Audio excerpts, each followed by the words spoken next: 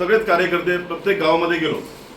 गावामध्ये गेल्यानंतर एक वेगळं भारतीय जनता पक्षाचं आणि महायुतीचं काम करत असताना सगळेच कार्यकर्ते जेव्हा संपर्क साधला त्याच्यानंतर आम्हाला असं लक्षात आलं की सगळ्यात गावामध्ये सगळ्यात जास्त जर क्रेज कोणाची असेल आणि जर त्यांना मानणारा वर्ग जर असेल तर विशालभाईंचा असेल। आम्ही विशालभाईंना विनंती केली की भाई आज आमच्या प्रचाराला तुम्ही या, आणि विशालभाईंनी आमच्या विनंतीला मान देऊन ते इथे आले। या पूर्ण मातणे मतदारसंघाचा पूर्ण आम्ही जर थोडासा अभ्यास केला तर लक्षात आलं की पाण्याची समस्या भाई खूप मोठ्या प्रमाणात इथे आहे। तिराई धरण इथे जवळ असून पण आमच्या या 12 गावांना मातणे जिल्हा परिषदला त्याचा पाण्याचा खूप प्रॉब्लेम आहे।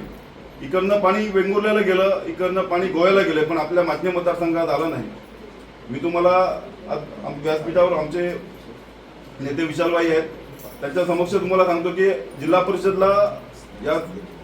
निवडून आल्यानंतर आमचं एकच ध्येय असेल की मातणे जिल्हा परिषदला पाणी देणं आणि इकडचे जे युवक आहेत, युवकांना रोजगार, या मुद्द्यावरती विकासात्मक दृष्टिकोन ठेवून आम्ही निवडणूक लढवत आहे।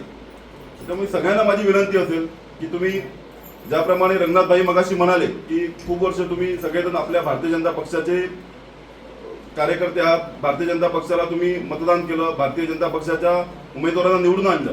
यावेळी पण भारतीय जनता पक्षाने एक नवीन चेहरा तुमच्या समोर दिलेला आहे। भारतीय जनता पक्षाला तुम्ही मदत करा, सहकार्य करा। जिल्हा परिषदला दीपक गवत म्हणून मी उभा आहे आणि पंचायत समितीला आमच्या पार्वती महादेव गवत, दोन्ही चिन्ह कमळ निशाणी आहे।